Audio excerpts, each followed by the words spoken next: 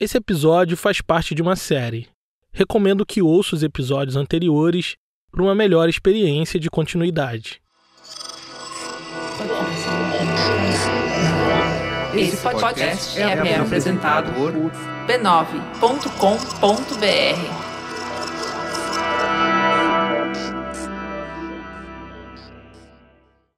Demorou um ano para que Carolina se desse conta de que Quarto de Despejo lhe deu frutos doces, mas também amargos.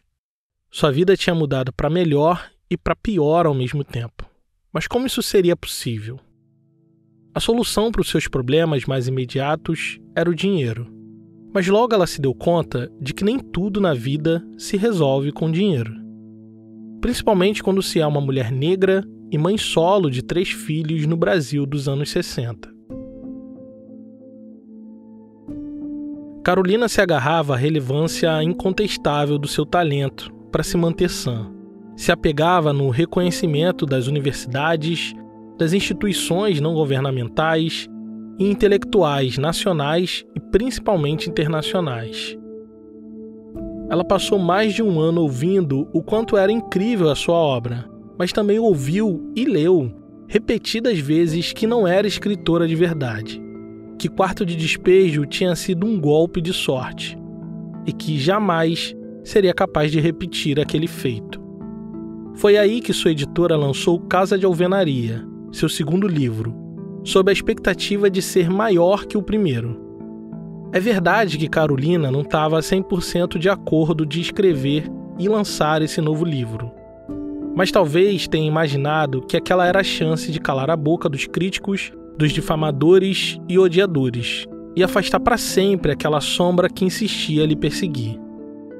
Talvez escrever mais uma vez sobre sua vida pessoal, agora no lugar de uma pessoa negra, parte da classe média paulistana, pudesse aplacar a sede curiosa dos editoriais de fofoca obcecados em transformar sua vida privada num espetáculo público.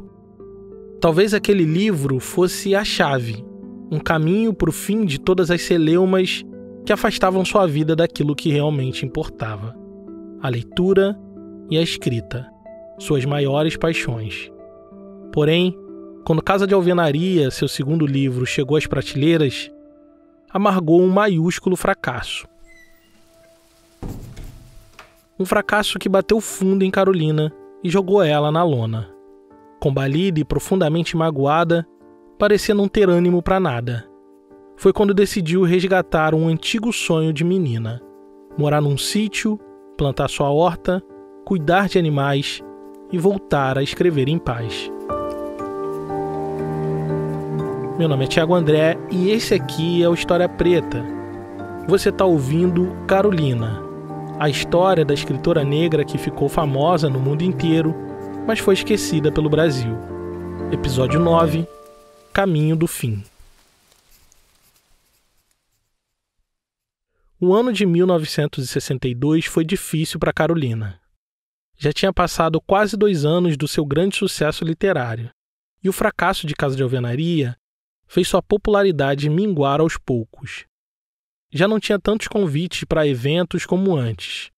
A imprensa sensacionalista já não se interessava mais pelos pormenores de sua vida, a menos que fosse algo realmente polêmico, que pudesse surpreender a opinião pública. Acostumada com o reconhecimento, com o carinho das pessoas por onde passava, começou a perceber que aquela empolgação inicial já tinha diminuído bastante. Mas não era exatamente isso que incomodava. Seu incômodo era com aquilo que ela chamava de aborrecimentos, a junção de todos os problemas que ela não tinha e passou a ter só depois da fama. Em setembro daquele ano, ela foi convidada para uma festa na casa da socialite Carmen Dolores Barbosa. A mulher era uma dessas ricaças da alta sociedade paulistana que gostava de se envolver com o mundo da arte. Pouco egóica, em 1954, criou um prêmio com seu próprio nome para premiar o escritor do ano, com 25 mil cruzeiros. Desde sua criação, o prêmio teve como vencedores figuras como José Lins Rego, Guimarães Rosa e Jorge Amado. que inclusive foi o vencedor no ano que Carolina foi um estrondoso sucesso com um quarto de despejo. Carolina foi convidada para a festa de recepção do prêmio, que acontecia na casa da socialite, e tinha como grande homenageada da noite a vencedora do prêmio naquele ano, a escritora Clarice Lispector. Quando Carolina chegou, a casa estava lotada.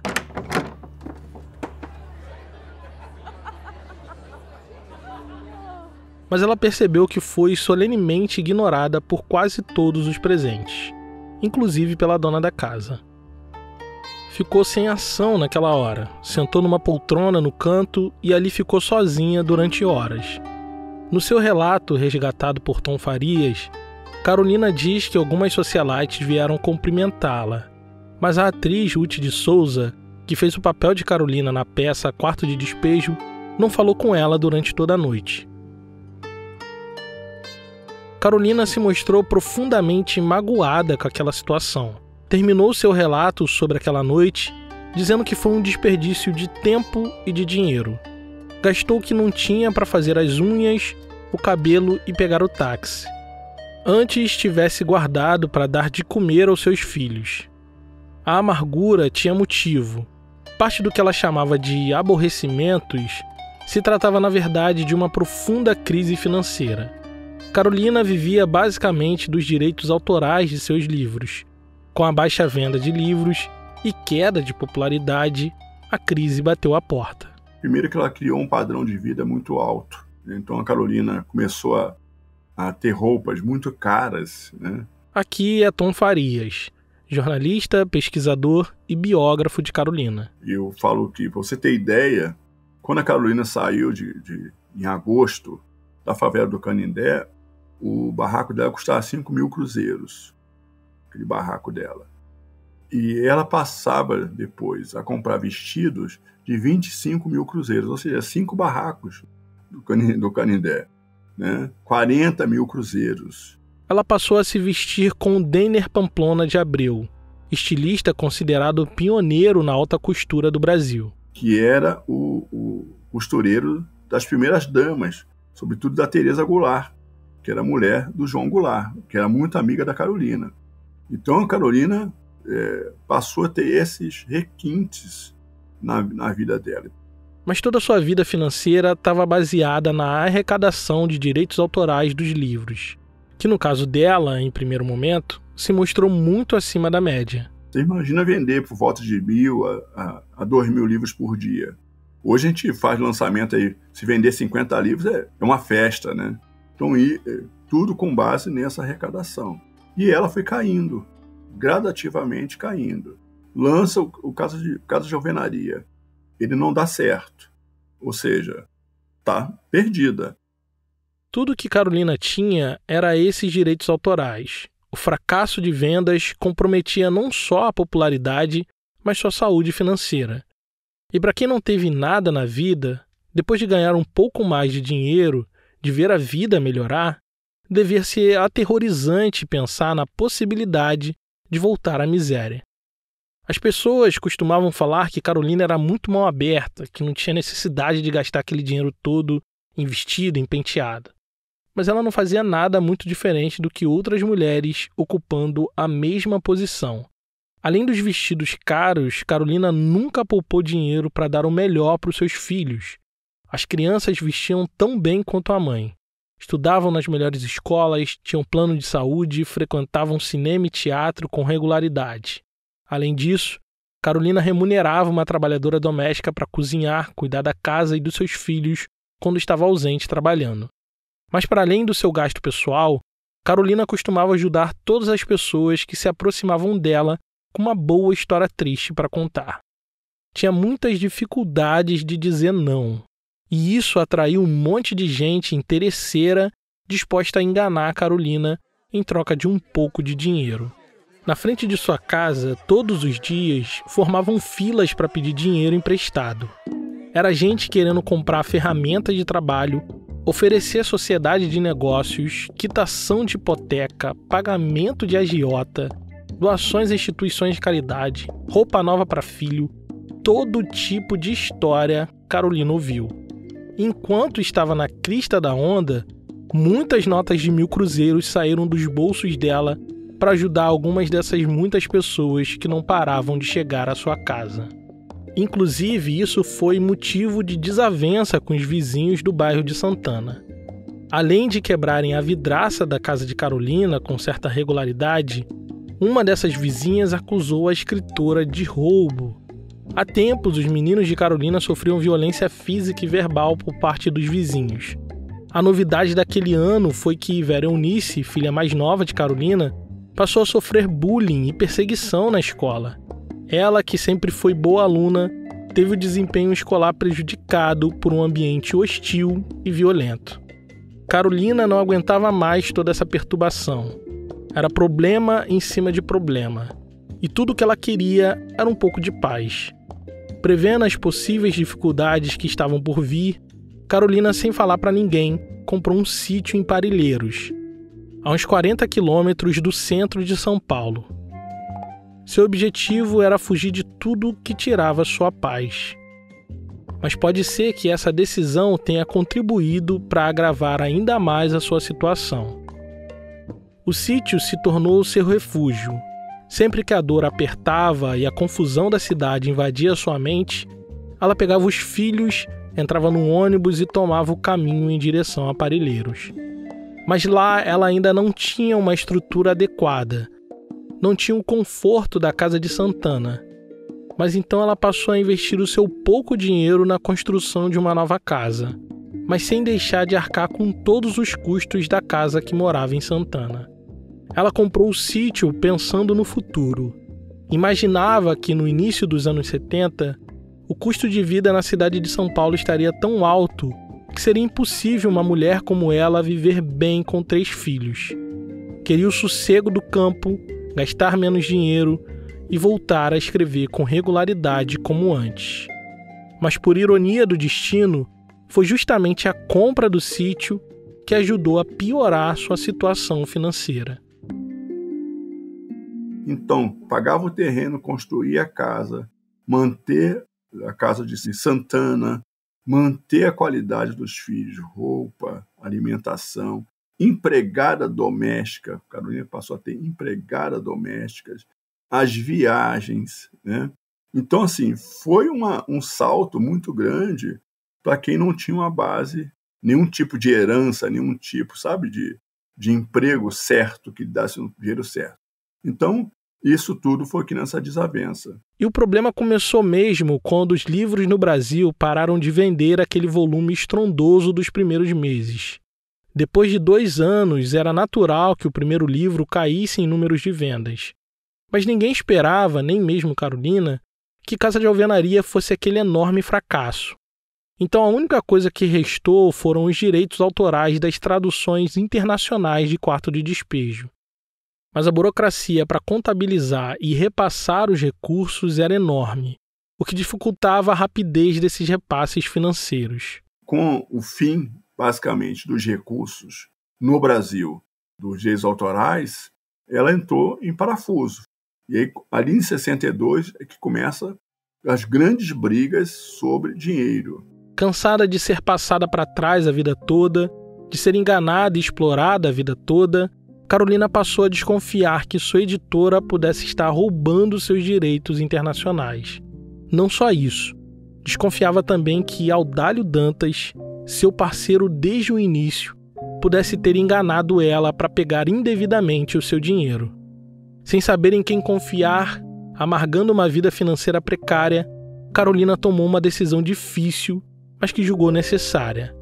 A partir daquele ano, iria construir sozinha o seu próprio caminho na literatura. É sobre isso que vamos ouvir assim que a gente voltar. Imagina se você pudesse visitar os locais históricos que a gente já mencionou aqui no podcast. Imagina se pudesse fazer isso em um passeio guiado com uma especialista para melhorar ainda mais essa experiência. Pois é, isso já é possível. O História Preta vai virar um passeio guiado na cidade do Rio de Janeiro, graças à nossa parceria com a Bráfrica Viagens e a Sou Mais Carioca. Se você curtiu a temporada do Plano sobre o movimento abolicionista, vai gostar de conhecer alguns dos lugares históricos que mencionei no podcast.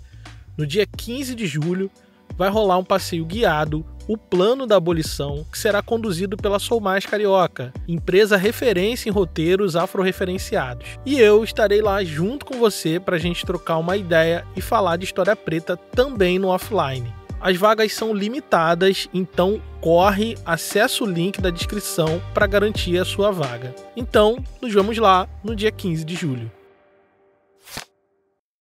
Não bastasse todos os problemas financeiros, Carolina começou a sentir dores fortes nos rins. Gastou 1.000 cruzeiros numa consulta médica e mais um bocado na compra de remédios caros. Seu médico recomendou repouso absoluto, mas não era possível. Com a falta de dinheiro, ela demitiu a empregada e passou a cuidar sozinha de todos os afazeres da casa. Além de tudo, ainda tinha um sítio em Parelheiros que ela ia com frequência para cuidar. Naqueles dias, andava muito aflita pela falta de recursos.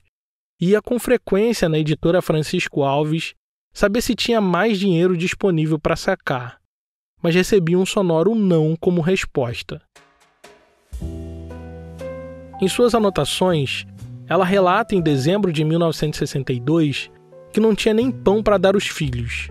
No fim daquele mês, Audálio Dantas apareceu na casa de Santana com um homem chamado Aldra, diretor da empresa cinematográfica Maristela.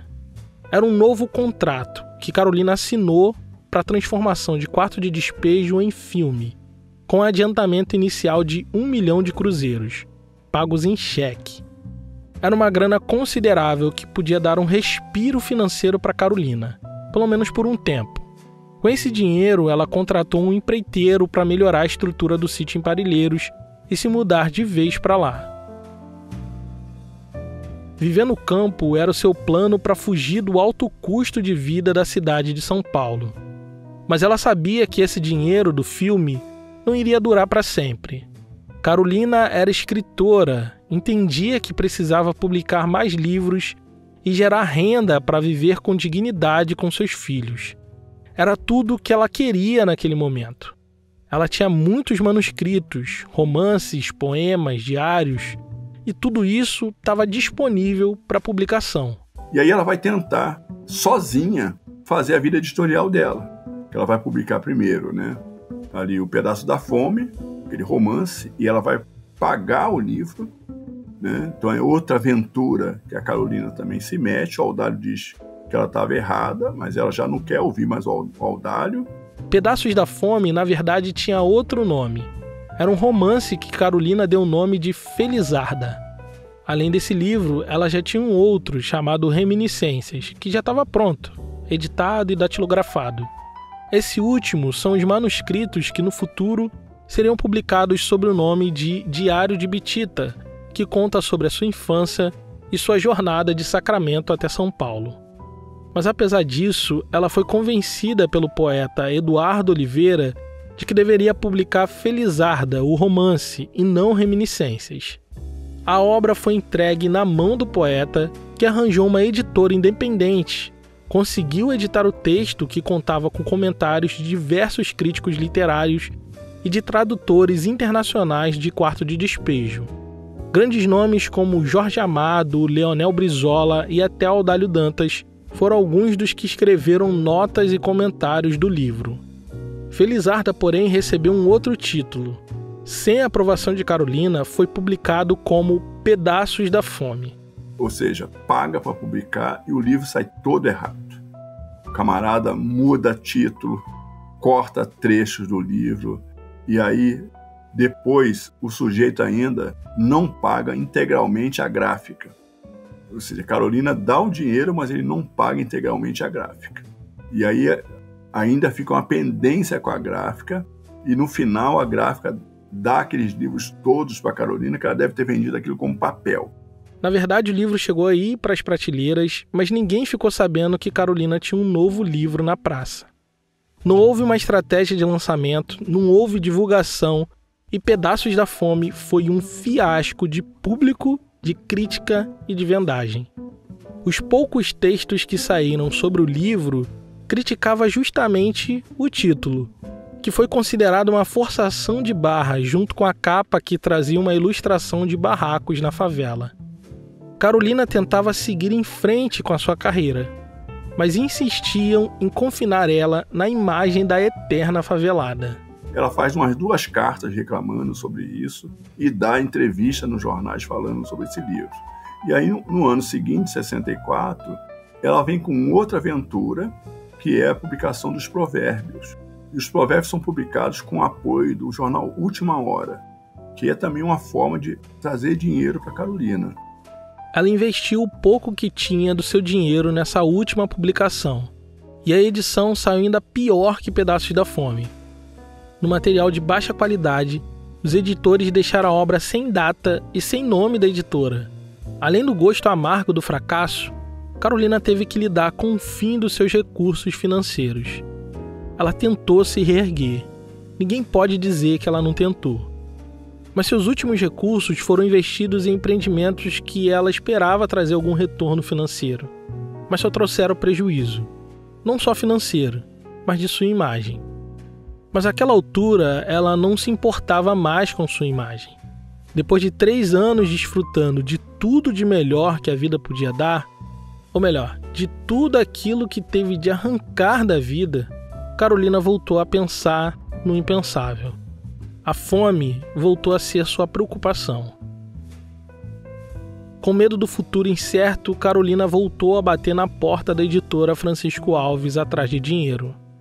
Na verdade, a cada 15 dias, ela ia até a editora cobrar os royalties das edições internacionais. Ela já está ali no limite para romper com a Francisco Alves. O dinheiro que vem de fora, você imagina, para a gente receber aqui nossos direitos autorais como autor. O que é? Você imagina receber esse dinheiro de fora, né? Das editoras estrangeiras. Então, assim, conta no Brasil, sabe? Enfim, é um emaranhado do caramba. O contrato das editoras estrangeiras era um imbróglio terrível.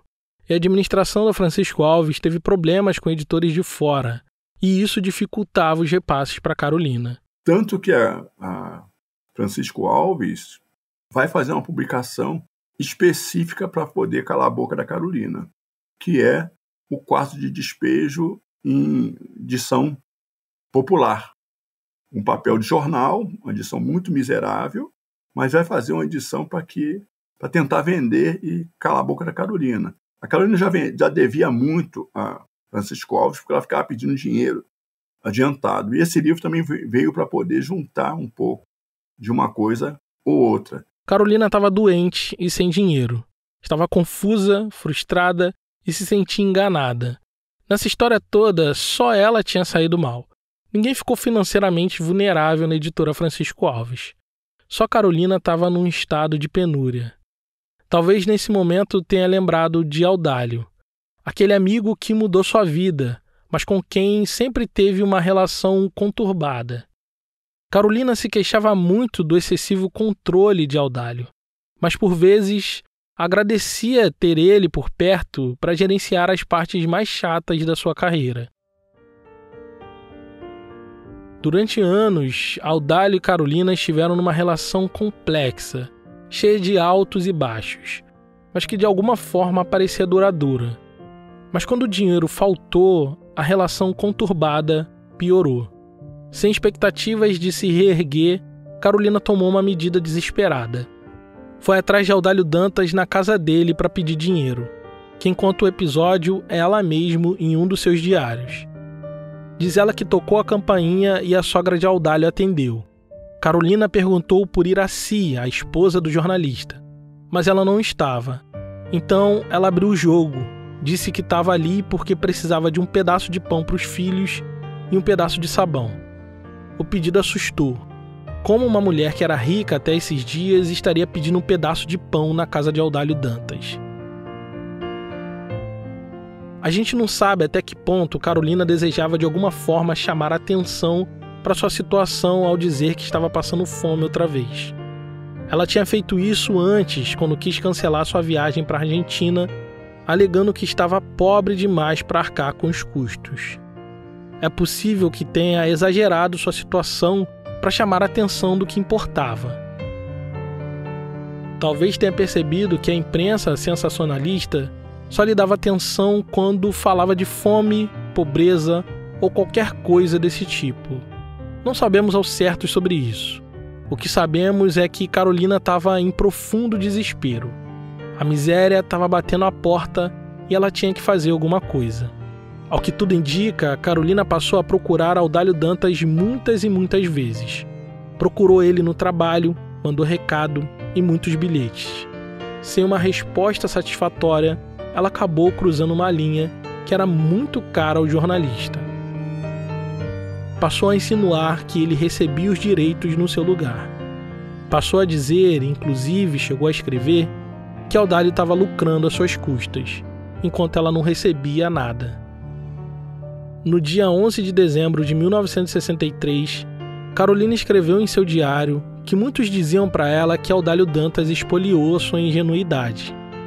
Então concluiu que se ela não estava recebendo o dinheiro do qual tinha direito, então alguém estava recebendo em seu lugar. E esse alguém era Audálio Dantas. Aquilo soou muito mal nos ouvidos do jornalista. Talvez tenha pensado em tudo que tinham vivido juntos até ali. Pensado na sorte que ambos tiveram ao se encontrar na favela do Canindé. Pensado nas coisas que tiveram de ouvir, que suportaram para que Quarto de Despejo estivesse na primeira prateleira global dos livros mais importantes já escritos no Brasil.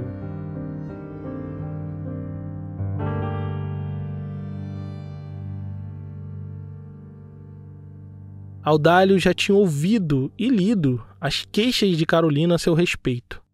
E essas queixas quase sempre giravam em torno do seu paternalismo, do já mencionado excesso de controle.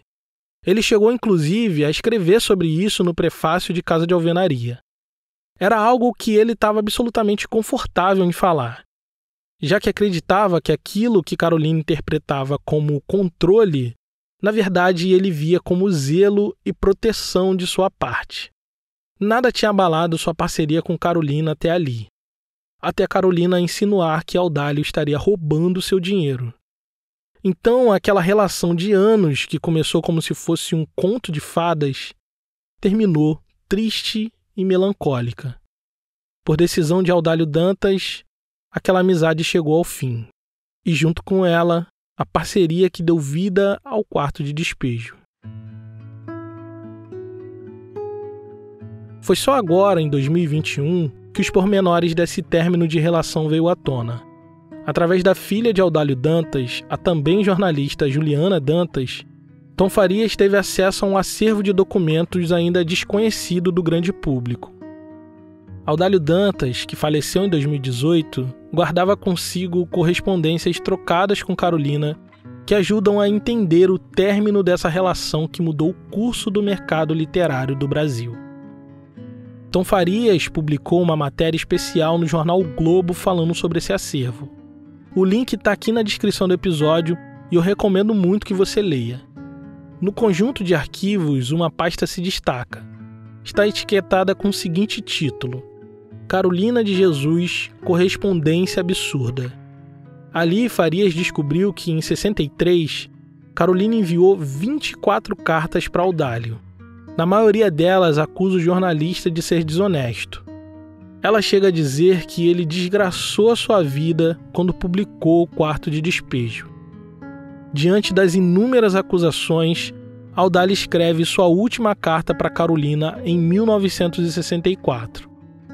Diz que abre mão dos seus direitos autorais garantidos por lei e se diz absolutamente desligado de todo assunto que lhe diga respeito. E depois disso, eles nunca mais voltariam a se falar. Audálio nunca trouxe nada disso a público. Na verdade, mesmo colocado e se colocando na posição de descobridor de Carolina, Até o fim da vida, ele se mostrou grato por ter encontrado a escritora naquele fatídico dia. Audálio mudou a vida de Carolina, e Carolina mudou para sempre a vida de Audálio Dantas, e ambos sabiam disso. Em sua última entrevista, há alguns meses antes de morrer, Carolina disse à Folha de São Paulo que Audálio sempre foi um homem bom, muito correto com ela, e que sempre acreditou nele. Acontece que, naquele momento da vida, Carolina estava completamente fragilizada. Gritava aos quatro cantos dos seus problemas e parecia não ser ouvida por ninguém. Já tinha tomado muitas pancadas da vida, mais do que a maioria de nós seria capaz de suportar. Mas ela estava suportando e tentando negociar os seus termos com as armas disponíveis, mas estava em clara desvantagem. Sua vida inteirinha foi de pura exploração da sua mão de obra por pessoas brancas bem-nascidas.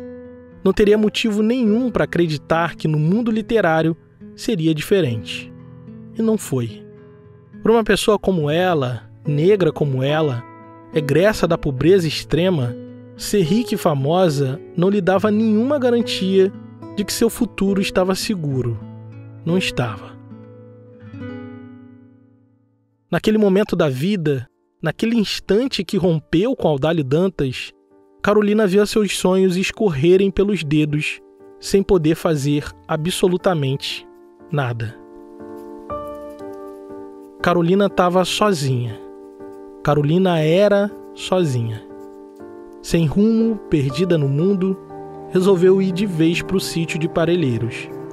Esperava com isso encontrar um pouco de paz para os seus dias e, quem sabe, voltar a escrever. O que não sabia é que, ao tomar aquele rumo, estava trilhando o caminho do fim. No próximo episódio, vamos visitar os últimos dias de Carolina para tentar entender como uma mulher tão notável acabou completamente esquecida pela memória pública. Esse episódio só foi possível graças à contribuição generosa de nossos apoiadores. Se você gosta do nosso trabalho, considere nos apoiar em apoia.se/História Preta. Caso queira fazer um apoio pontual, nossa chave Pix é historiapreta@gmail.com. Esse episódio teve edição de som de Caio Santos, da Griot Podcasts, sonorização de Janaína Oliveira, do Negras Linhas, trilha original de Jonatas Cristino, identidade visual de Raimundo Brito e Estúdio Duna. A gerência da comunidade é da Carolina Ferreira. Eu sou Thiago André e pesquisei, roteirizei e apresentei esse podcast. A bibliografia que dá base para o episódio está aqui na descrição. Obrigado por ouvir e até a próxima.